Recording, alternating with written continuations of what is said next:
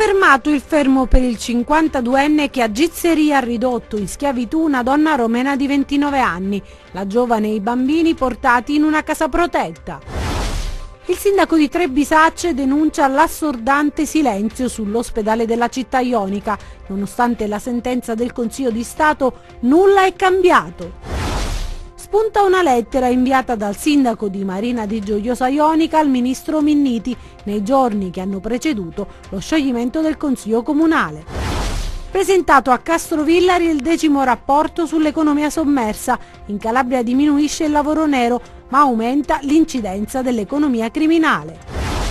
È ufficiale, Taurianova è in dissesto finanziario, il Consiglio Comunale ha confermato i conti in rosso, il rammarico del primo cittadino, una pesante eredità. Il giorno della colletta alimentare, banchetti in 557 punti vendita, sostegno per 130.000 persone in difficoltà nella nostra regione. Un punto per ciascuno per Cosenza e Regina che non vanno oltre il pari rispettivamente con Sicula Leonzio e Bisceglie. Un fiore calpestato non torna più ad essere quello di prima. I segni sul suo stelo resteranno per sempre. Attento quando vai nei prati.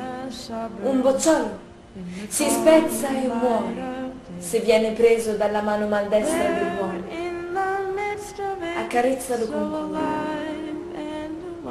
L'acqua pura disseta e dà la vita, ma se la inquini avvelenerà tutto quello che dalla tua terra raccogli. Una donna è sempre al tuo fianco, ti rende padre, fa di te l'uomo che sei. Non approfittarne del potere, usa bene la forza che hai, è grazie a lei se sei nato.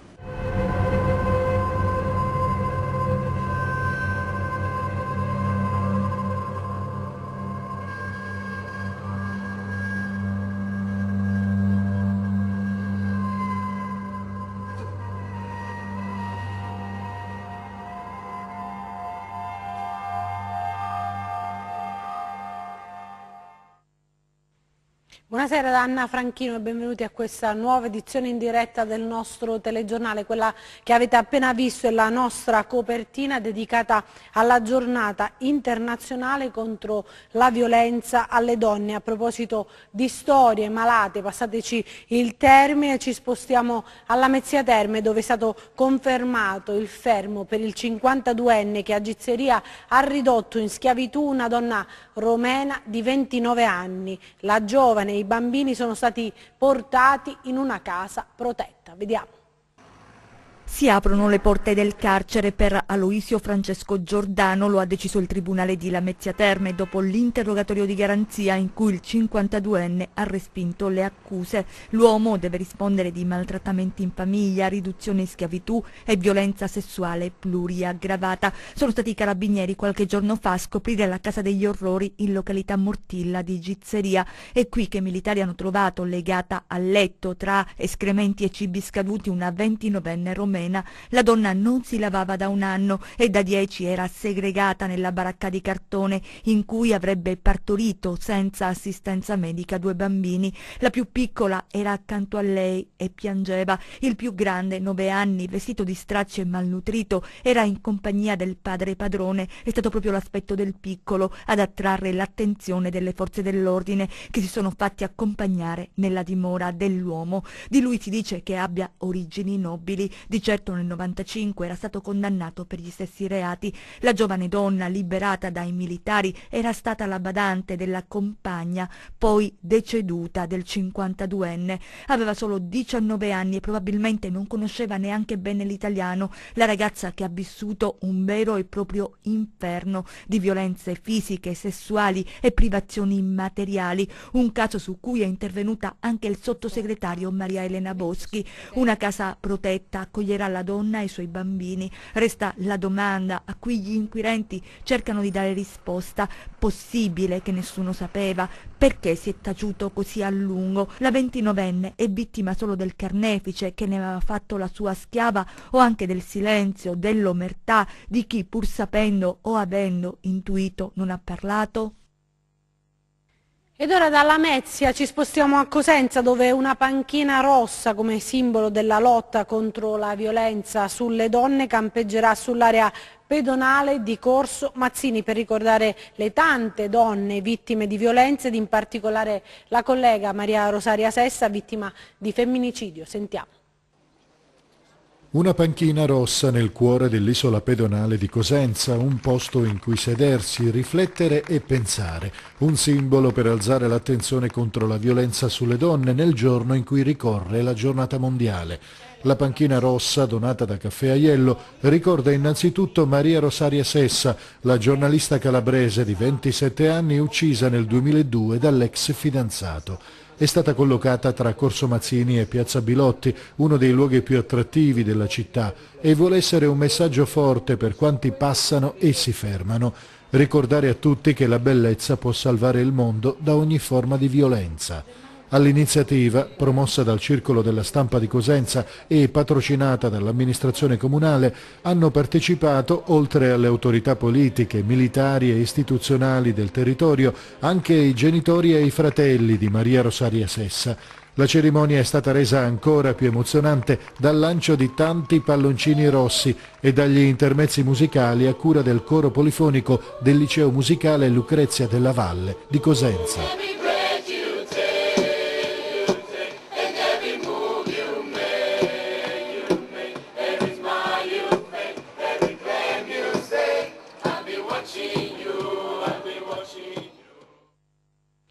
Ed ora da Cosenza a Bovalino, dove si è svolto un convegno sulla violenza di genere. Vediamo. La violenza sulle donne è una sconfitta per tutti. L'asserzione, che rappresenta un'innegabile verità, ha accompagnato, caratterizzandola, la giornata di riflessione contro la violenza di genere. Bovalino ha vissuto due belle iniziative, come tante altre organizzate in tutta Italia.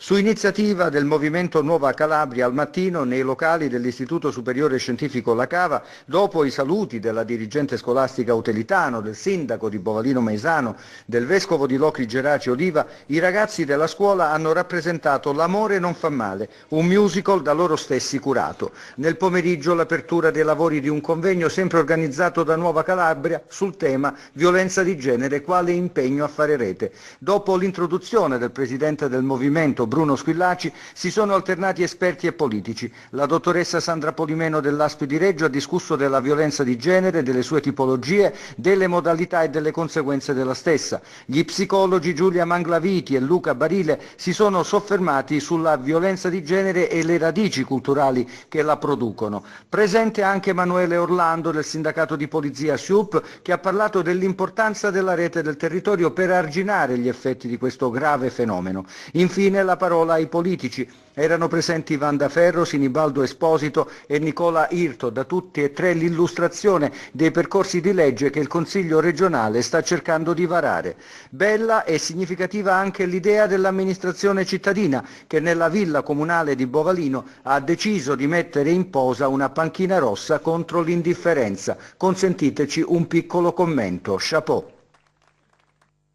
Adesso parliamo di sanità con la vicenda dell'ospedale di Trebisacce. Da mesi i cittadini dell'Alto Ionio Cosentino attendono una riapertura che tarda ad arrivare. Vediamo. Quella che vi raccontiamo è la storia paradossale che vivono i cittadini dell'Alto Ionio Cosentino in merito all'ospedale di Trebisacce. Il presidio è chiuso per far quadrare i conti e che adesso, dopo la sentenza del Consiglio di Stato che ha accolto il ricorso del Comune, non è stato ancora riaperto. La situazione sembra paradossale. In un paese serio certe cose non si dovrebbero verificare. Per l'ospedale di Trebisacce il commissario ad acta, naturalmente a seguito di incontri di natura politica, ha emesso il decreto 64 del 2015 con il quale istituisce l'ospedale di zona disagiata, trasmettendo i relativi atti alla direzione sanitaria provinciale. Ad oggi, al di là poi degli interventi di natura strutturale, non è stata avviata alcuna attività ospedaliera. Sembra paradossale perché accanto al decreto e commissario ad acta, un decreto di natura amministrativa, vi è anche un provvedimento di natura giurisdizionale, la sentenza 2151 del Consiglio di Stato, con la quale annulla il decreto 18 del 2010 nella parte in cui prevede la chiusura dell'ospedale di Trebisacce. Naturalmente noi abbiamo inoltrato, avviato anche il giudizio di ottemperanza, cioè l'esecuzione del giudicato, e il 21 dicembre saremo a Roma per chiedere la nomina del commissario ad acta, dopo che il commissario ad acta per il piano di rientro avrà depositato entro il 30 novembre, quindi tra pochi giorni, la relazione sulle attività compiute dal commissario in esecuzione della sentenza. Per cui ci sono due atti, uno di natura giurisdizionale e uno di natura amministrativa, e nonostante ci sia questo, purtroppo noi ancora non possiamo avviare l'ospedale. Ancora la sanità in primo piano, perché la vicenda dell'ospedale di Trebisacce è la spia del malessere che vive il comparto, pieno di debiti e incapace di rispondere alle istanze dei cittadini, in attesa che Oliverio metta in pratica l'eclatante protesta di cui ha più volte parlato per attirare l'attenzione del governo sul caso Calabria. Si procede a tentoni tra premi ai manager e indebitamenti folli delle aziende. Fra quelle più pasticcione ci sono quelle di Cosenza e di Reggio Calabria. Invece vediamo cosa ne pensa il direttore generale dell'ospedale di Vibo Valentia. Vediamo. Il polverone che si era alzato alla notizia che i direttori generali delle aziende sanitarie calabresi stavano per attribuirsi la premialità spettante per via dei risultati raggiunti è stato ridimensionato da chi ha inteso accogliere l'invito del governatore a non liquidarsi i benefici economici aggiuntivi. Tra questi il direttore generale dell'azienda sanitaria di Vibo Valentia, che ha precisato che si tratta di una scelta fatta già da tempo, ancor prima dell'invito del governatore Oliverio, quantunque fosse legittimata dalla normativa vigente. Io voglio precisare una cosa, perché così mettiamo fine anche a tutte queste notizie. Allora, io non mi ero liquidata niente. Non avevo nemmeno fatto partire l'iter procedurale, perché chiaramente avevamo avuto già il sentore che c'era stato un certo allarmismo. Poi è venuto l'appello del Presidente, al quale i presenti al tavolo abbiamo aderito, abbiamo accolto con grande senso, penso, di responsabilità. Lo abbiamo fatto e, come dire, anche per tranquillizzare tutti che non siamo qui a fare un calcolo puramente matematico dei nostri stipendi. Siamo qui a lavorare sperando di fare del bene alla popolazione calabrese, tutta la popolazione. Quindi non è una questione di prendere un'indennità o meno, che peraltro ci spetta, ma non è questa la problematica che ci riguarda. Abbiamo accolto un appello, il Presidente è stato molto come dire, ligio ad accogliere l'allarmismo che si era creato. Noi abbiamo risposto sostenendo come dire, le sue preoccupazioni. Tutto qua. Cambiamo argomento, parliamo dei comuni sciolti dal Consiglio dei Ministri, perché spunta una lettera inviata dal sindaco di Marina di Gioiosa Ionica al ministro dell'Interno Marco Minniti nei giorni che hanno preceduto lo scioglimento del Consiglio comunale. Sentiamo. Stimatissimo signor Ministro, la raggiungo con viva cordialità, certo di trovare in lei ascolto e attenzione. È l'incipit della lettera che Domenico Vestito, ormai ex sindaco di Marina di Gioiosa, il 3 novembre scorso invia al Ministro degli Interni Marco Minniti. Il 3 novembre scorso la commissione d'accesso in comune aveva già concluso il suo lavoro e si era in attesa della decisione del governo, decisione che è arrivata mercoledì con lo scioglimento dell'amministrazione comunale. Vestito, in 26 pagine di quella che può essere considerata una sorta di memoria, spiega dettagliatamente il lavoro svolto in 4 anni di governo. In buona sostanza, l'ex sindaco afferma che la sua amministrazione ha dato speranza alla città, che usciva da una fase difficile e travagliata, iniziata nel 2011 con l'inchiesta Circolo Formato. Vestito racconta che la società civile e politica ha voluto riorganizzarsi e chiarisce, dal suo punto di vista, che l'amministrazione fortemente aveva voluto il cambiamento. Decine di riunioni, scrive, e mai nulla di segreto, di riservato, semmai un percorso di confronto e condivisione. Evidenzia l'impegno contro le mafie, le iniziative coraggiose avviate. Insomma, un elenco di buoni propositi che si sono tramutate in buone azioni. Alla lettera di Vestito, che si appella al ministro definendolo uomo del sud e della provincia di Reggio, Minniti non darà mai risposta. Intanto le voci dopo lo scioglimento si rincorrono nella città ionica, alcune fondate, altre meno. Ad esempio si pensa che uno dei punti che motiverebbero lo scioglimento sia basato anche su mancati o tardivi controlli da parte degli organi preposti su alcune aree, ad esempio particelle di proprietà di un esponente di una cosca di 'ndrangheta che erano state sottoposte a confisca.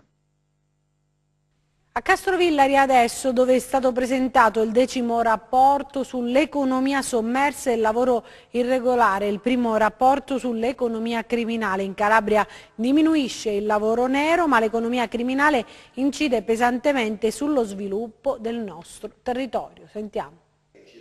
In Calabria diminuisce il lavoro nero, ma restano allarmanti i dati sull'economia criminale. Luce e ombre emergono dallo studio effettuato dalla Commissione regionale per l'emersione del lavoro non regolare insieme al Centro Studi delle Politiche Economiche Territoriali dell'Università Mediterranea di Reggio Calabria.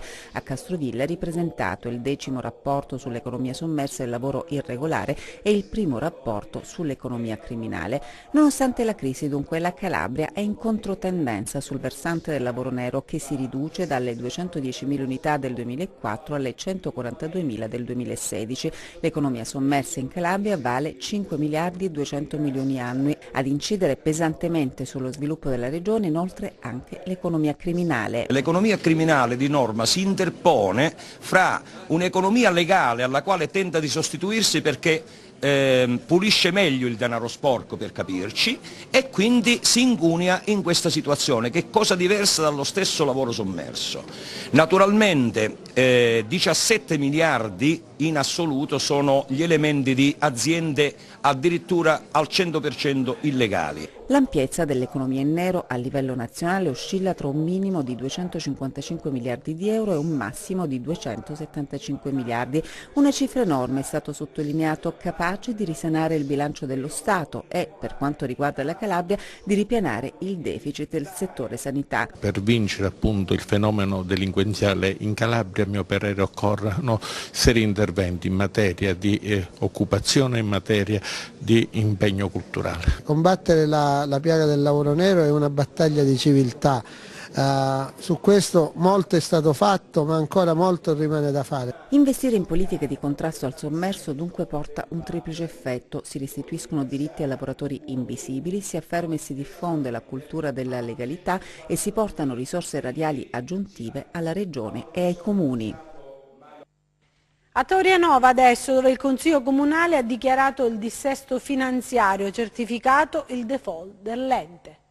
Ora c'è anche il crisma dell'ufficialità. Il comune di Taurianova è in dissesto finanziario. Il preventivato crack del comune, che attesta che l'ente non è in grado di assolvere alle funzioni e ai servizi indispensabili per la comunità, ha reso veramente incandescente il clima della pubblica assemblea, con gli esponenti politici locali che hanno esposto tesi differenti e palesemente discordanti sulle cause che hanno determinato lo squilibrio. Alcuni rappresentanti della minoranza consiliare, nella fattispecie gli innamorati di Roy Biasi, hanno fatto alcune precisazioni sulla natura di alcune operazioni finanziarie del passato, sminuendo e parlando di impegni non congrui per risanare il bilancio. La maggioranza però ha allontanato scenari apocalittici per la città. Le opposizioni nel corso del dibattito hanno lasciato l'aula, ad eccezione di un consigliere, e con 10 voti favorevoli il civico consesso ha dichiarato il dissesto del comune. Sono addolorato per il dissesto, dice il sindaco, ma abbiamo comunque deciso di metterci la faccia. I circa 10 milioni di euro di debiti non sono stati contratti dalla nostra amministrazione. Non sono contento di questa situazione, ma non succederà nulla a Taurianova, che non ha bisogno di eroi, ma solo di testimonianze positive. Vogliamo, conclude il primo cittadino, riportare la città alla normalità.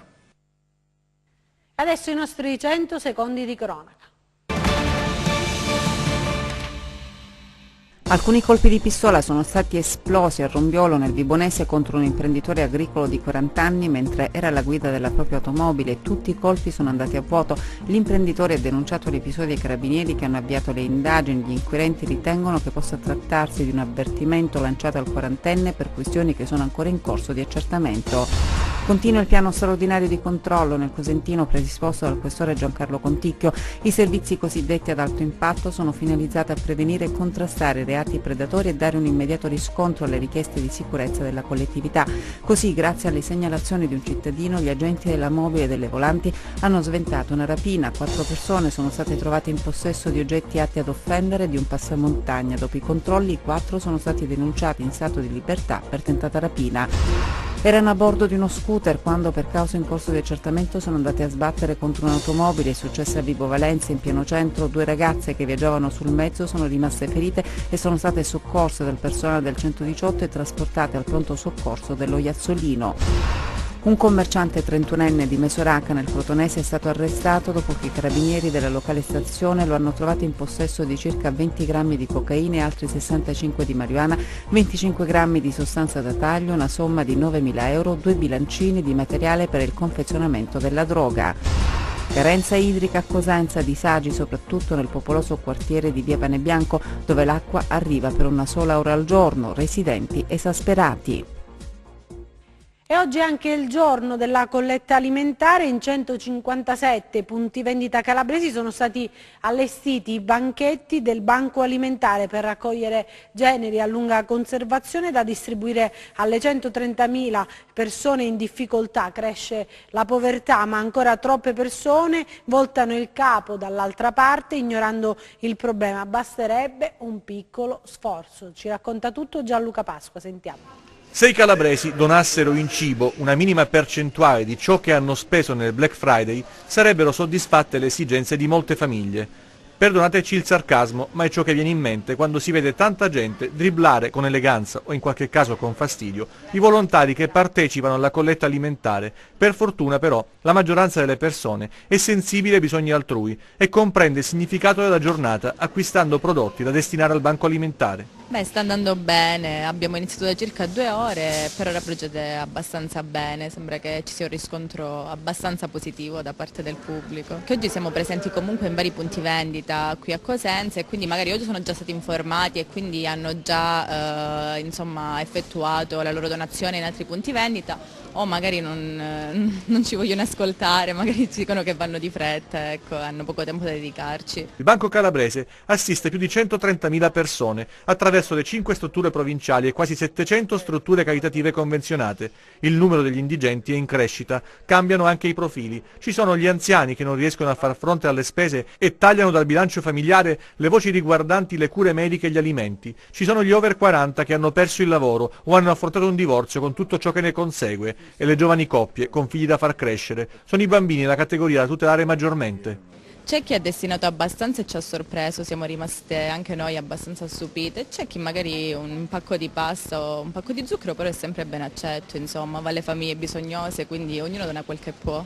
Preferiamo alimenti in scatole a lunga conservazione come olio, legumi, pelati, biscotti, latte e soprattutto alimenti per bambini che purtroppo ne stiamo ricevendo pochi. La colletta è solo un promemoria, la povertà si combatte ogni giorno e se nei supermercati ci fosse un punto raccolta stabile da svuotare settimanalmente per aiutare chi non ha da mangiare.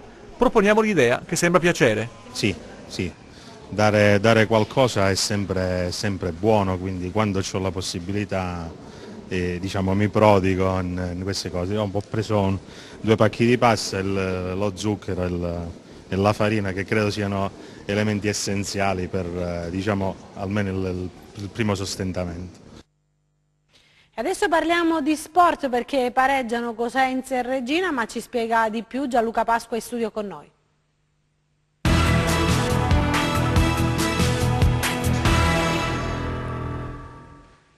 Buonasera, pareggi appunto per Cosenza e Reggina. Andiamo subito al San Vito Marulla per vedere la sintesi della partita che si è giocata questo pomeriggio con inizio alle 16:30. Il Cosenza a caccia di una vittoria importante dopo la sconfitta nel derby col Catanzaro e la vittoria di Catania in Coppa Italia. Cosenza che parte a sprombattuto, cerca subito la profondità con un lancio per Statella, poi Calamai, palla al centro per Mendicino che va a scontrarsi contro la difesa molto attenta schierata da Pino Rigoli, che riesce a evitare qualsiasi rischio. Tiro di Pinna dalla distanza che non centra allo specchio, poi da questo calcio d'angolo arriva lo stop di Baclé e il tacco di Dermacu che rischia di bucare Narciso, ex portiere del Foggia. Ancora una palla buttata verso il centro, Baclé salta ma non riesce a servire Mendicino, Narciso è attento, e poi ancora un calcio d'angolo con Mungo che mette al centro e Baclé colpisce la traversa con questo tiro che sbatte sull'erba. Ancora nel secondo tempo Cosenza con lo stesso cliché parte abbastanza bene, poi va piano piano spegnendosi, un Cosenza che poi ha perso Baclé per sostituzione con Liguori in campo, autore di un buono spunto nel secondo tempo. Si vede anche la Sicula Leonzio, approfittando di un Cosenza un po' stanco naturalmente nei minuti, ha giocato un primo tempo tutto all'attacco. Ecco Arcidiacono, uno degli ex in campo, c'era anche Aquilanti, è riuscito a mettere al centro, ma la difesa del Cosenza ha chiuso senza particolari problemi. Siamo nella fase centrale del match, ci avviamo alla conclusione. Cosenza che si espone con il fianco perché attacca con continuità, ci prova anche Mungo, si libera al tiro, poi la conclusione è debole parata da Narciso. Si prova anche dalla destra con Statella, lo stop, si allarga un po' il pallone, poi mette al centro e Liguori probabilmente toglie il pallone d'oro per Mungo che era ben piazzato. Ancora Statella, si gioca sempre su di lui in questa fase, questa volta lui tenta la conclusione ma sbaglia la traiettoria, e poi altra azione della squadra ospite con De Rossi che viene controllata, e finisce qui la partita con i fischi del pubblico che avrebbe gradito una vittoria. Anche Cosenza avrebbe voluto vincere per fare un balzo in classifica, soltanto un punticino che porta a 16 lo score, e adesso si giocherà nel derby con il Rende al Marco Lorenzo domenica prossima. Rende che ha pareggiato in quel di Caserta, ma andiamo a Reggio Calabria per vedere l'altro 0-0 con il Bisceglie. Qui qualche dubbio, ma subito fugato su una palla che va a sbattere, tirata da Bianchimano sulla traversa e poi rientra in campo. I giocatori della Reggina, ecco l'azione in particolare col tiro di Bianchimano che va a sbattere sulla traversa, i giocatori della Reggina chiedono lumi all'arbitro, non c'è il VAR, ma poi vediamo dal rallenti, si capisce tranquillamente che il pallone sbatte poi prima della linea di porta e quindi non è gol.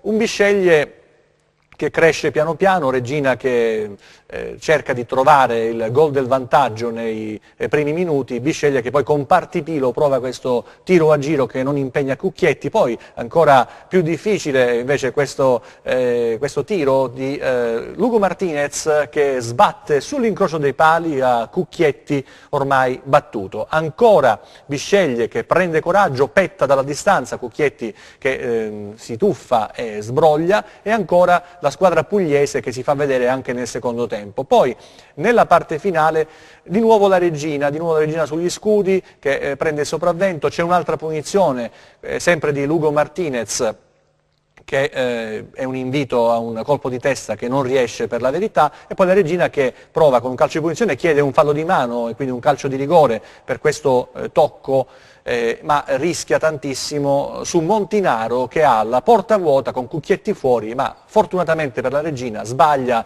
la traiettoria, sbaglia la mira, Montinaro non riesce a trovare lo specchio della porta e quindi grazia la Reggina in un momento in cui un gol probabilmente sarebbe stato letale, anche perché il Bisceglie si sarebbe chiuso a difesa del risultato. Bisceglie che attacca ancora, coglie l'esterno della rete, altro calcio di punizione con Lugo Martinez che questa volta sbaglia completamente mira, e ancora una palla al centro per un colpo di testa, e poi l'ultima occasione capita sul piede di Bianchimano con il pallone che si impenna, arriva sull'attaccante che poi anche lui si lamenta e chiede un corner, ma finisce qui il match. Dunque 0-0 anche per la Reggina, un piccolo passo in avanti, Reggina che sale a quota 18 punti. A te Anna. Gianluca, adesso vediamo il meteo.